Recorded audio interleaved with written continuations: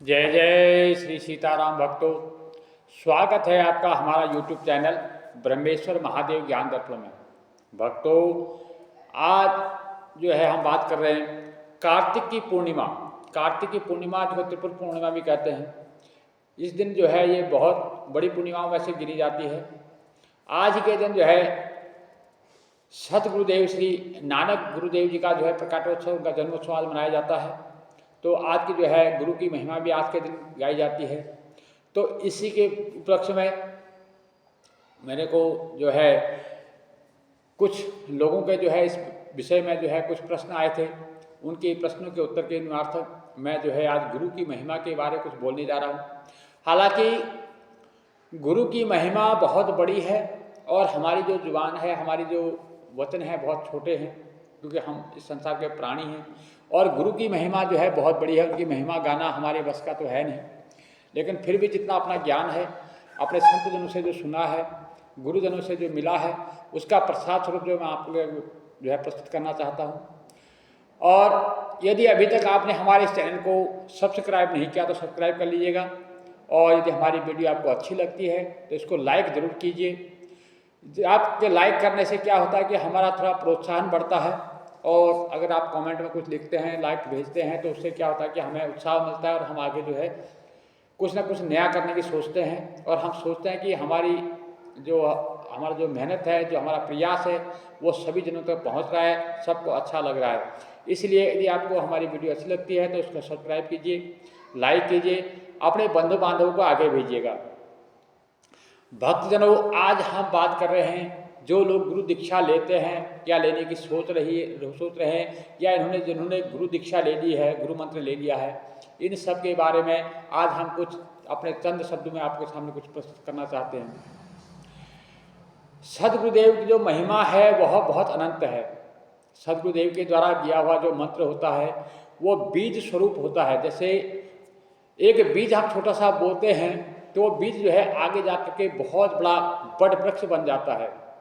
तो इसी प्रकार से गुरु के द्वारा दिया हुआ जो मंत्र होता है, बीज मंत्र जो होता है, उस पर यदि आप विश्वास करें, यदि आप गुरु मंत्र पर विश्वास करते हैं तो वो जो है बड़ वृक्ष की तरह बहुत बड़ा है। और इसके जो है महिमा बहुत अपरंपार है। गुरु मंत्र के द्वारा दिया हुआ मंत्र जो है, इसकी जो शक्ति है वो बहुत बड़ी होती है। लेकिन हम गुरु मंत्र लें किससे? अब हमसे बहुत से लोगों ने प्रश्न किया है कि हम किससे गुरु मंत्र लें। आज के इस संसार में जो है, जहाँ हर चीज़ जो है धोखा ही धोखा है। तो मैं आपको बता दूं, लोगों ने पूछा है कि आज हम किस पर विश्वास करें और किस पर ना करें। तो भक्तों, मैं आपके विश्वास के लिए बता दूं कि हमारे जीवन में गुरु का होना अति आवश्यक है। बिना गुरु के जो है हमारा मार्गदर्शन नहीं हो सकता। इसलिए गुरु जो है हमारे जीवन में होना अति आवश्यक है। लेकिन जैसे कि आप लोगों ने प्रश्न किया है उसके अनुसार कि आजकल जो है लोभ मोह के कारण जो है गुरु की जो महिमा है उसके जो है काफ़ी लोगों ने उसको पद को जो है घटाने की कोशिश की है, उसकी महिमा को घटाया है। इस अपने लोभ मोह के कारण अपने चंद धन की इच्छा रखने वाले लोगों ने जो है गुरु के जो पद है उस पद को जो है काफ़ी गिराने की कोशिश की है। लेकिन वो पद इतना बड़ा है, उसको गिरा तो कोई नहीं सकता। लेकिन कुछ समय के लिए जो है लोगों के अंदर जो है एक अंधकार फैल जाता है। तो ऐसे में मैं सब लोगों से यही कहना चाहता हूँ जो गुरु दीक्षा लेना चाहते हैं, यदि आपको किसी व्यक्ति पर संदेह होता है, पहली बात, जिसको आप जानते नहीं, जिसको आप पहचानते नहीं, जिसके बारे में आप कुछ जानते नहीं, उस गुरु से कभी दीक्षा नहीं लेनी चाहिए। पहले आप किसी भी से दीक्षा ले रहे हैं, पहले वो कौन सी आचार्य संप्रदाय से है, कौन से कुल से है, कौन से गोत्र से है, वो किस गुरु से जो है आचार्य है। आचार्य का मतलब होता है जिसने दीक्षा ली हो और दीक्षा आगे जो दीक्षा लेता हो, दीक्षा देता हो। जैसे माता लक्ष्मी को भी जो है सबसे प्रथम आचार्य माना जाता है, क्योंकि भगवान श्री हरि ने लक्ष्मी जी को सबसे पहले मंत्र दिया और लक्ष्मी जी ने उसको आगे दिया। तो जो लेता भी है और देता है उसी को आचार्य कहते हैं। जो गुरु मंत्र को लेता है और गुरु मंत्र को आगे बांटता है उसको जो है गुरु मंत्र कहा जाता है। इसलिए जिसको आप नहीं जानते हैं, जिसके बारे में आपको जानकारी नहीं है, किसी अनजान आदमी से गुरु मंत्र जल्दी से नहीं लेना चाहिए। पहले आपको गुरु के बारे में पूरी जानकारी होनी चाहिए कि वो गुरु किस उस योग्य है कि नहीं है, किस संप्रदाय से है और वो किस संप्रदाय से दीक्षित है, उनके गुरु क्या है, मतलब अलग तरह के जो संप्रदाय होते हैं, तो उसके बारे में आपको जानकारी होनी चाहिए। और जब तक आपको ये सब प्राप्त नहीं होता है तब तक आपको जो है वंदे कृष्ण जगत गुरुम, यानी कि भगवान कृष्ण को, श्री राम को, श्री शंकर जी भगवान को, श्री हनुमान जी को, किसी भी एक देवी देवता को जिस पर आपकी आस्था हो, उन्हें अपने गुरु मान करके अपने जो है मंत्रोच्चारण, अपने जो है साधना शुरू कर दीजिए।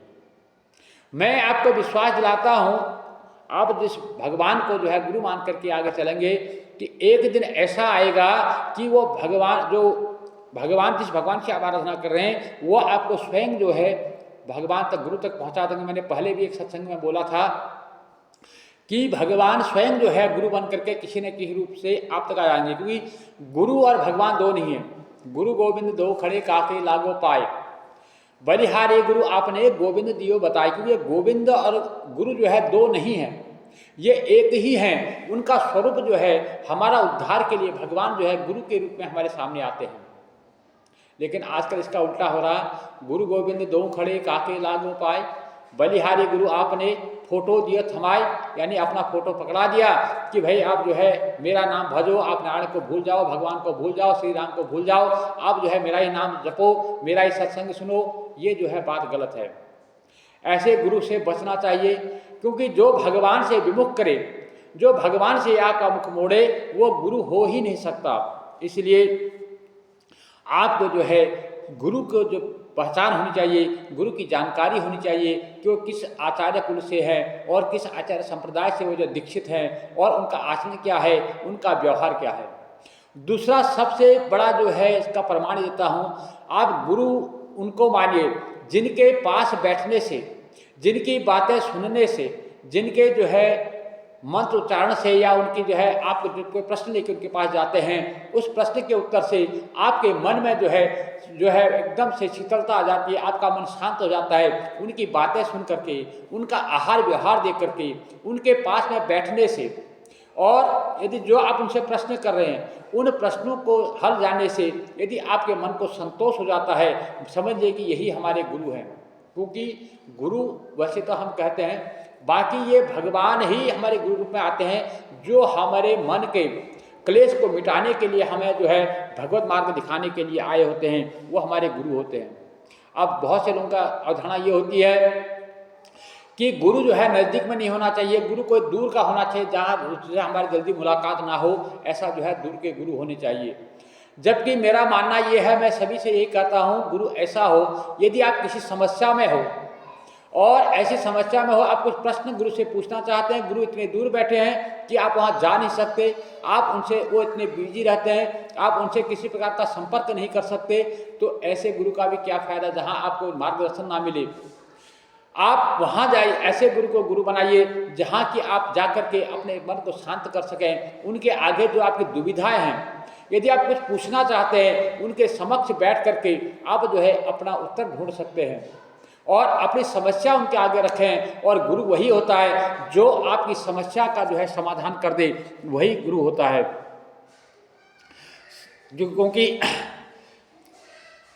शास्त्रोक्त कारण है कि अधिकारी गुरु केवल नाम उच्चारण नहीं कराता है। जो गुरु जो असली होता है हमारे शास्त्रों के अनुसार, वो आपका सिर्फ गुरु वही नहीं है जो सिर्फ आपका जो है मंत्र दे दिया और आपसे जो दक्षिणा ले लिया और अपने घर बैठ गए, वो गुरु नहीं है।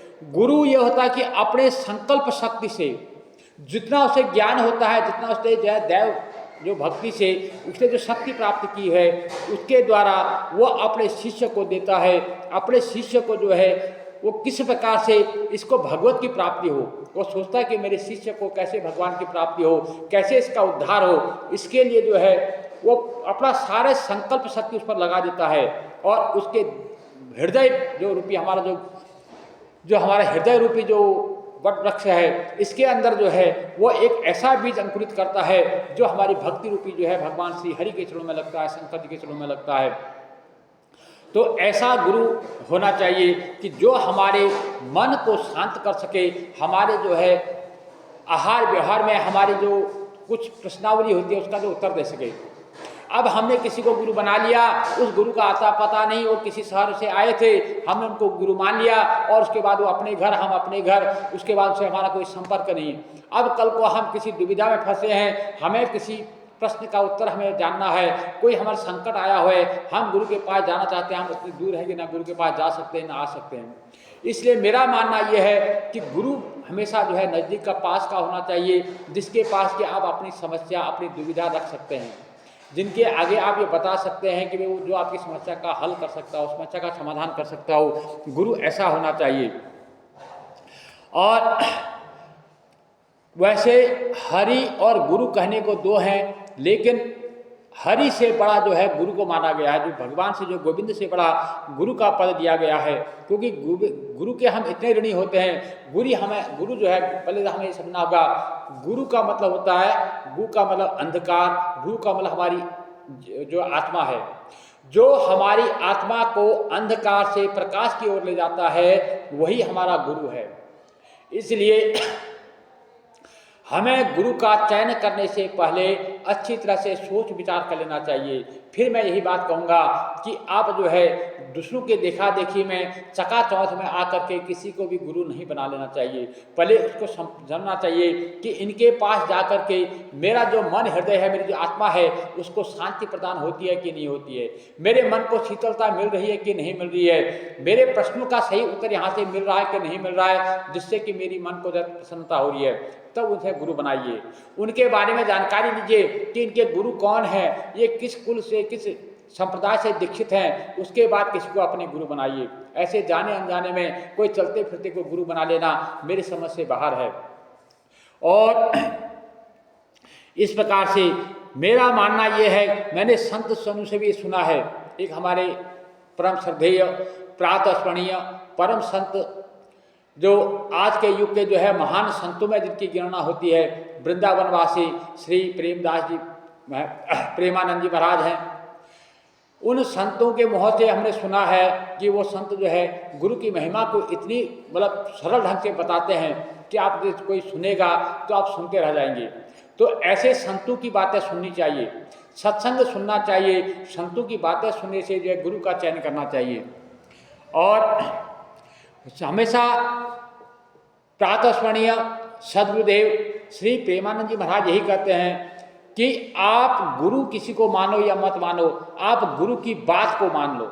संतों की वाणी यही होती है, संत यही हमेशा ये कहते हैं, क्योंकि ये हमारा जो शरीर है ये आज है कल नहीं रहेगा, लेकिन हमारी बातें आपने मान ली, वो आज जो है आज भी आपके काम आएंगी और ज़िंदगी में आगे भी आपके काम आएंगी। ये जो है संत हमें समझाते हैं, ये बताते हैं, और हमें उनकी बातों को मानना चाहिए। जो इस मार्ग पर चल पड़ता है उसका बेड़ा पार होना निश्चित है। तो ऐसे जो महानुभूतियाँ हैं, जो ऐसे संत लोग हैं, उनकी जो है बाणियाँ हमें सुननी चाहिए, उनके सत्संग सुनने चाहिए। उनके सत्संग सुनने से ही हमें ज्ञान की प्राप्ति होती है। और जो ऐसे जो संत होते हैं उनके सत्संग सुनने से ही जो है हमें ब्रह्म की अनुभूति होनी चाहिए। अब हम किसी को गुरु बना रहे हैं, जिसको भी हम गुरु बना रहे हैं, उनको शास्त्रों का कितना ज्ञान है, उनको भगवान के बारे में क्या ज्ञान है, क्या उनको भगवान के स्वयं को, उनको भगवान की अनुभूति हुई है। तो ये सब बातें जो है आपको पहले देख लेनी चाहिए। आप जिसको गुरु बना रहे हैं वो जो है कुछ वेदों का उसको ज्ञाता होना चाहिए, वेदों की उसको जानकारी होनी चाहिए, उसको श्री हरि भक्ति भगवान से, भगवान की जो है ब्रह्म की उसको अनुभूति होनी चाहिए। ये जो है हमें संत लोग हमें बताते हैं। तो इस प्रकार से हमें जो है दीक्षा लेने से पहले बहुत ही सोच समझ करके दीक्षा ग्रहण करनी चाहिए।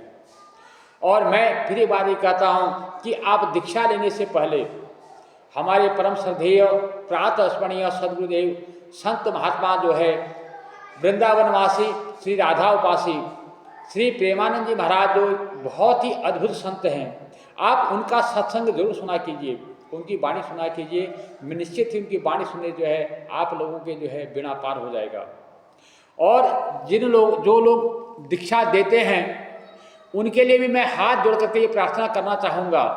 मैं हाथ जोड़ के प्रार्थना करूंगा कि आप दीक्षा देने से पहले आप अच्छी तरह से विचार कर लीजिए, सोच कर लीजिए। ऐसा नहीं कि हमें अपने शिष्यों की जनसंख्या बढ़ानी है, हमने इतने चेले बना लिए, इतने शिष्य बना लिए, ऐसा कोई नहीं है। पहले हम जिसको शिष्य बनाने आप जा रहे हैं, क्या वो आपके शिष्य बनने योग्य है, उसका खान पान कैसा है, उसके भगवत भाव में प्रेम है कि नहीं है, उसका रहन सहन कैसा है और किस प्रकार से उसका चाल चलन है। तो इस तरह से अपने संप्रदाय को कहीं बदनाम करने वाला तो नहीं है, अपने गुरु को कहीं बदनाम करने वाला तो नहीं है, कहीं ऐसा तो नहीं को कुमार्गी हो और जो कि कल को आकर के जो है अपने जो हमारे जो हमारा संप्रदाय है, जो हमारे आचार्य संप्रदाय है, इसको कहीं कलंकित करने वाला तो नहीं है। तो इस सब प्रकार पर विचार करना चाहिए, उनके खान पान पर ध्यान देना चाहिए, उनके रहन सहन पर ध्यान देना चाहिए, उसके आचरण पर खासकर ध्यान देना चाहिए, उसके चरित्रों पर ध्यान देना चाहिए। दीक्षा देने से पहले शिष्य को देखना चाहिए कि वो पूर्ण रूप से भगवत समर्पित है कि नहीं है। यदि वो भगवत समर्पित है तभी उसे जो है गुरु दीक्षा देनी चाहिए, नहीं तो ऐसे खाली जनसंख्या बढ़ाने से कोई लाभ नहीं है। फिर मैं हाथ जोड़ के सबसे प्रार्थना करता हूँ, आप गुरु बनाइए, गुरु दीक्षा लीजिए और लेनी भी चाहिए कि बिना गुरु के ज्ञान की प्राप्ति नहीं होती है। लेकिन सोच समझ करके आज के संसार में जो है धोखा बहुत है, इस धोखे से बचिए। मैंने पहले भी कई बार सत्संग में ये बात कही है कि गुरु बनाने से पहले गुरु के चरित्र के बारे में आप विश्वास कर लीजिए, नहीं तो मैं तो सबसे ही प्रार्थना करता हूँ, हमारे सदगुरुदेव भगवान भी यही कहते हैं, संत महात्मा भी यही कहते हैं, संत महात्माओं की वाणी से भी यही सुनी है, यही सुना है कि यदि आपको किसी साधु संत पे या जिसको आप गुरु बनाना चाहते हैं उस पर आपको कोई विश्वास नहीं टिक रहा है, कोई आप पर उस पर नहीं हो रहा है, तो आप जो है भगवान, किसी एक भगवान को, जिस भगवान का आपका आस्था है उसका नाम रटिए और उनको जो है अपना गुरु बना लीजिए और उनसे कह लीजिए कि हे भगवान, अब मैं आपकी शरण में हूँ, अब जैसे मेरा उद्धार हो ऐसा मेरा मार्गदर्शन कीजिए। जैसे भक्त ध्रुव जी हुए, उन बच्चे को, वो एक बालक थे, उनको गुरु के कोई ज्ञान नहीं था, गुरु होना चाहिए नहीं, उनका कुछ ज्ञान नहीं था। जब वो भगवत प्राप्ति के लिए घर से निकले तो स्वयं भगवान ने जो है प्रेरणा करके स्वयं नारद जी जो है उनके गुरु बनकर के समक्ष आए, नारद जी ने उनको ज्ञान प्रदान किया, उनके गुरु बने और उनको जो है भगवत प्राप्ति हुई। तो इस प्रकार से आप किसी भगवान के प्रति अटल विश्वास के साथ भक्ति में जुट जाते हैं तो गुरु स्वयं चल करके आपके पास आ जाते हैं, आपको कहीं जाने की जरूरत नहीं होती है। मैं फिर ये कहूँगा, यदि आपकी भक्ति सच्ची है, आपके भगवान के प्रति अटूट विश्वास है, आपको गुरु को ढूंढने की जरूरत नहीं है, वो भगवान स्वयं जो है आप तक गुरु को पहुँचा देंगे। और कई बार क्या होता है कि गुरुदेव जो है हमारे आसपास होते हैं, परंतु हम क्या करते हैं, आजकल दुनिया में देखा क्या है कि दूर के ढोल सुहावने होते हैं। उन्हें किसी ने कहा जाए, भैया आज फलाने संत हमारे शहर में आए हैं, उनकी चकाचौंध को देखिए, उनके इतने शिष्य हैं, वो ऐसे कथा करते हैं, वो ऐसा करते हैं। तो ऐसा करने से क्या होता है कि मनुष्य बहक जाता है और वहाँ पे गुरु दीक्षा लेता है। कल को कोई न कोई ऐसी बातें होती हैं उनके चरित्र के बारे में, उनके बारे में कोई ऐसा ज्ञान प्राप्त होता है, फिर उस समय क्या होता है, मन में क्लेश होता है, दुख होता है कि भाई हमने किससे गुरु दीक्षा ले ली। या ऐसे गुरु जो कहीं दूर बैठे हैं, जहाँ तक हमारी पहुँच नहीं है, कोई अनजान आदमी है, किसी ने हमें बता दिया फलाना संत है, हम उसके कहने पर उस गुरु से दीक्षा ले ली, हम उसको जानते नहीं, पहचानते नहीं, और अब कल को हम किसी समस्या में फंसे हैं, हम गुरु के पास किसी समस्या का समाधान करना चाहते हैं, परंतु गुरु तो हमारे पास में है ही नहीं, तो हम कैसे उनसे समस्या का समाधान कर सकते हैं।